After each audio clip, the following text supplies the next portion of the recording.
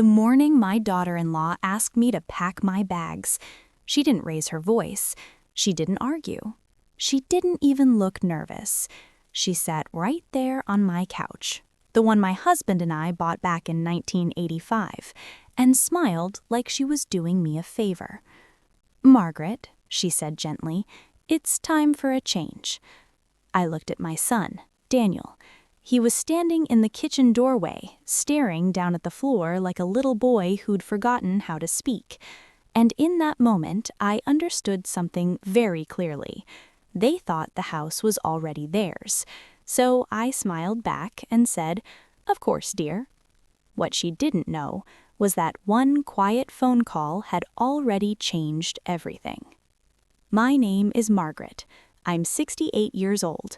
But when I close my eyes, I'm still 26, standing in this empty house with my husband, Robert, holding a paintbrush and laughing because we had no idea what we were doing. We bought this house in 1984, 6 months after we got married. It was nothing special back then. 3 bedrooms, 1 bathroom, a kitchen with cabinets that didn't close right. But it was ours. Robert worked construction. I worked at the local grocery store, cashiering. Evenings and weekends, we fixed this place up together. He taught me how to use a hammer. I taught him how to pick wallpaper. We painted every single room with our own hands. Daniel was born in 1987.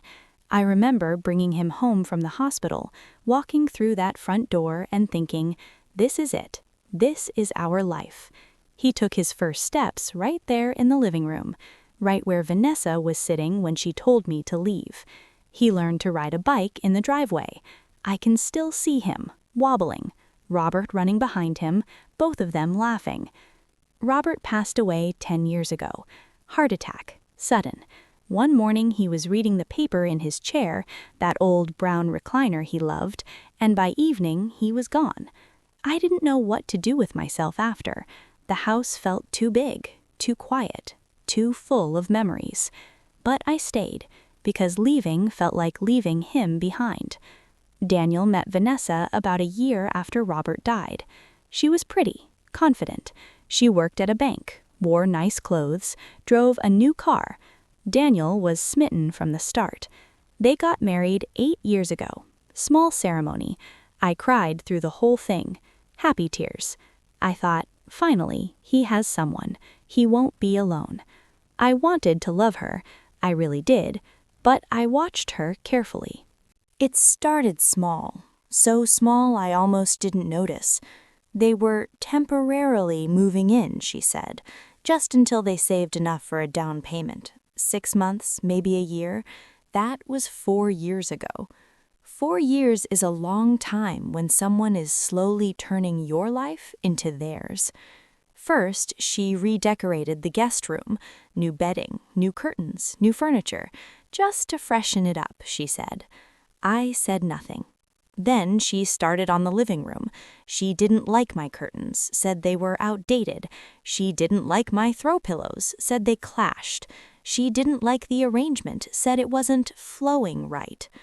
One day, I came home from grocery shopping and found Robert's chair moved to the corner. His chair, the one he'd sat in every evening for 30 years. I stood in the doorway, holding my groceries, staring at that chair in the corner like it was a stranger. Vanessa came in, all smiles. "Oh, doesn't it look so much better, more open?" I said nothing. I looked at Daniel that night. We were alone in the kitchen for a moment. I said, "Son, that was your father's chair." He looked at the floor. "I know, Mom, but Vanessa, she has strong opinions." I nodded, said nothing, but I started watching more carefully. She started referring to it as our home, not mine, ours. We need to fix the roof on our home. We should paint the living room in our home. When we have kids, our home will need more space. I looked at Daniel each time, waiting for him to say something. This is my mother's home. This is her house. He never did. There was one afternoon I'll never forget. I was in the kitchen making tea. Robert's favorite blend, I still drink it every day, and she was on the phone in the next room, voice low, thinking I couldn't hear. She said, and I remember this clearly, "Once she's in a facility, we can finally breathe." I was standing 6 feet away. The kettle was whistling. My hand was on the cup. I remember every single word, because in that moment, I stopped being confused, and I started preparing. That evening, I made a phone call, one quiet phone call that I never mentioned to anyone. I called Mr. Thompson. He was Robert's lawyer, our lawyer, for 35 years. I told him I needed to come in. I told him I needed to make some changes. He didn't ask why, just said, "Tuesday at 10 a.m. work for you?" It did. The next Tuesday, I told Vanessa I had a doctor's appointment.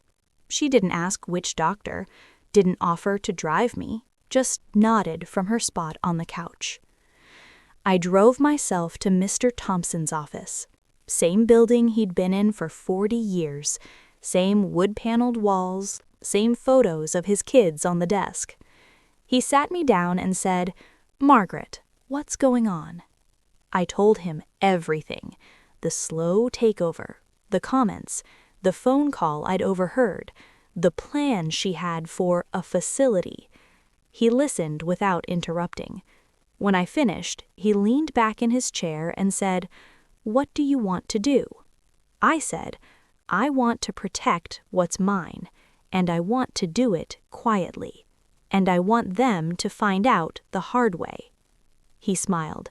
"Your husband always said you were the smartest woman he ever met."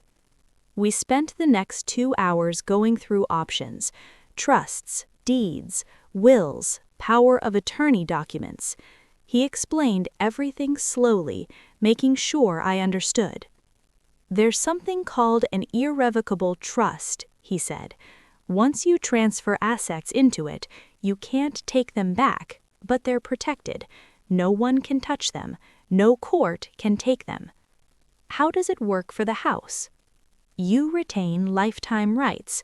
You can live here as long as you want, but if anyone tries to force you out, legally or otherwise, the house automatically transfers to a beneficiary you choose." I thought about it. Who would get it? "That's your choice. Family, charity, anyone."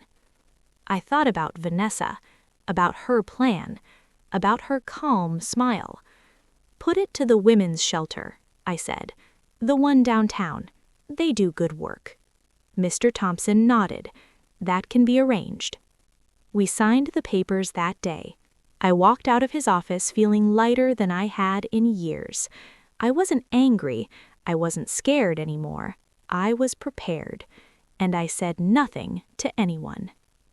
Over the next few months, I watched things escalate. Vanessa got bolder, more comfortable. She started having her friends over without asking, rearranged my kitchen cabinets, threw away some old dishes. "They were chipped, Margaret. Don't be sentimental." I said nothing. Daniel and I barely talked anymore. Every time I tried, she was there. Every time I wanted to tell him something, she interrupted.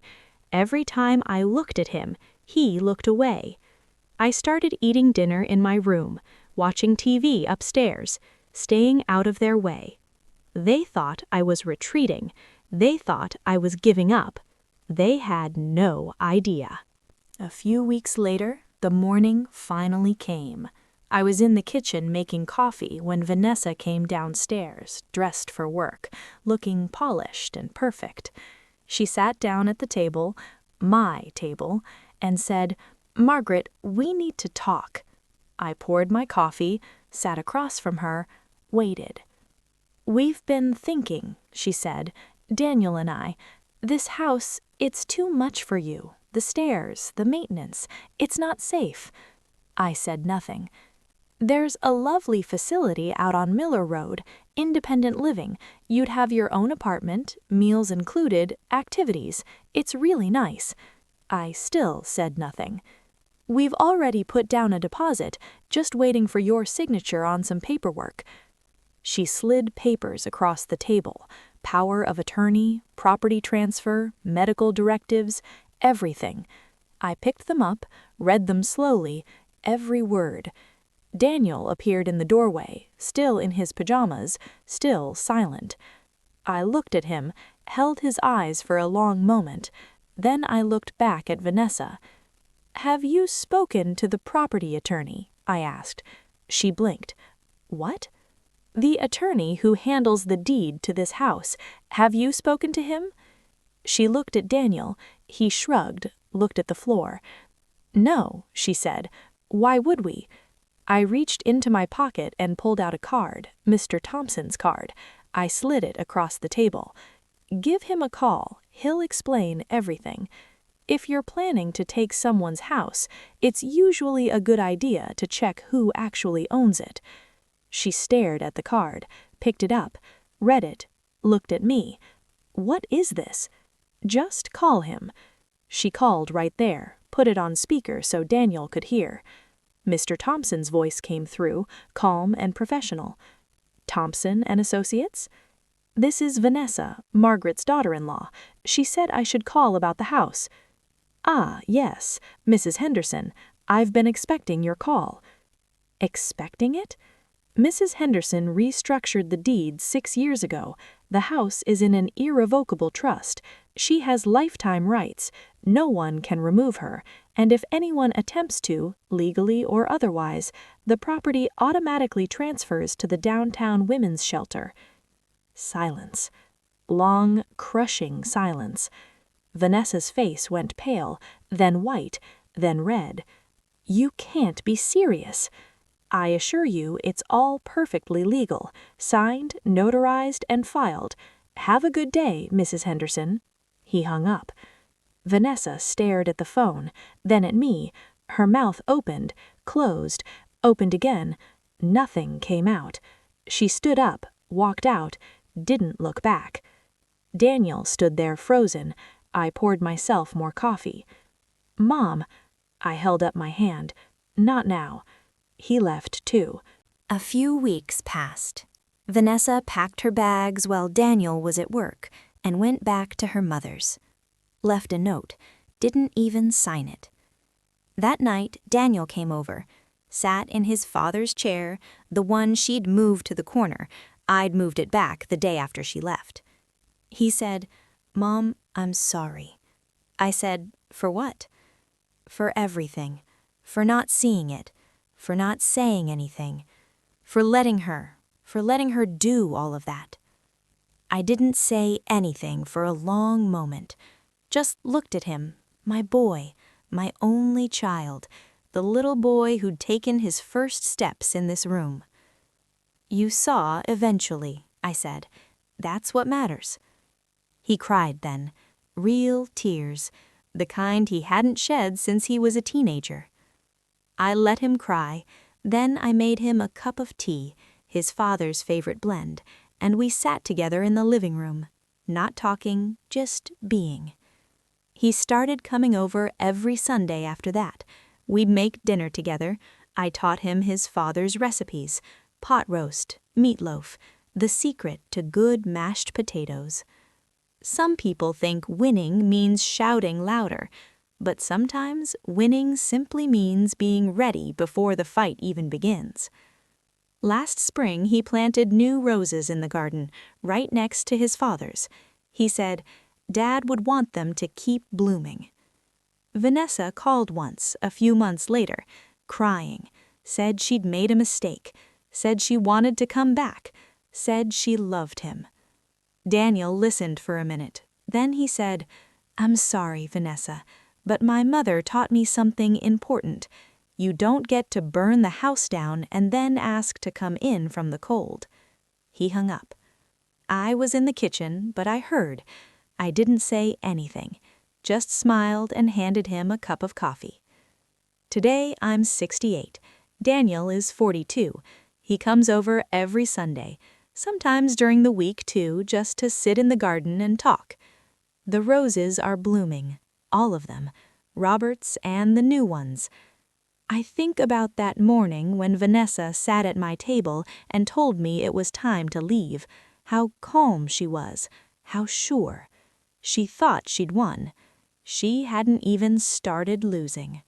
People often underestimate quiet women.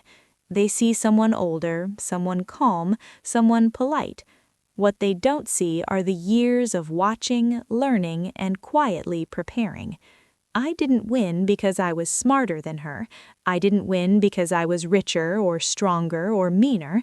I won because I knew who I was. I knew what I'd built. And I knew that no one had the right to take it from me. So here's my advice to you. Don't wait until someone's at your door to start protecting what's yours. Do it now, quietly, carefully. And when they come, because they will come, you'll be ready. Because the quietest people are often the ones with the strongest walls. If this story touched you, drop a comment below. Tell me where you're watching from. Share it with someone who needs to hear that you're never too old to stand your ground. Subscribe for more stories. And remember, they can take a lot from you, but they can't take what you've already protected. Take care of yourselves and each other.